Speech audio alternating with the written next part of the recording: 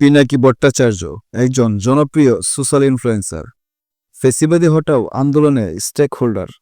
আজ ফেসিবাদের দোসর খ্যাত এটিম উনাকে হত্যার হুমকি দেয়।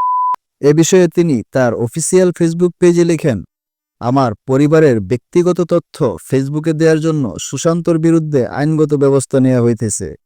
আমাকে হত্যার উস্কানি দেওয়ার জন্য এটিম গ্যাংয়ের সদস্যদের ইউরোপে আলাদা মামলা করা হইতেছে। ফ্রান্সে আমার বাসার ঠিকানা পাবলিক করে দেয়া এবং আমাকে হেনস্থা করার প্রকাশ্য ঘোষণা যারা দিয়েছেন তাদের প্রত্যেকের নামে ফ্রান্সের আদালতে আজকে মামলা করা হয়েছে। আমার বগুড়ার বাসার নিরাপত্তার জন্য পুলিশ ব্যবস্থা নিছে। পুলিশকে ধন্যবাদ। অসংখ্য ছাত্র জনতা স্বতঃস্ফূর্তভাবে গতকাল আমার বগুড়ার বাসা পাহারা দিছেন। আপনাদের প্রতি কৃতজ্ঞ, তবে এইভাবে পাহারা দেওয়ার দরকার নাই। আমি আশা করি বাসায় কেউ আসবেন হামলা করতে, তাও বেকুব কিসিমের কিছু লোকজন তো থাকতেই পারে। চিন্তা করবেন না, স্থানীয় জনতা প্রতিরোধ করবে।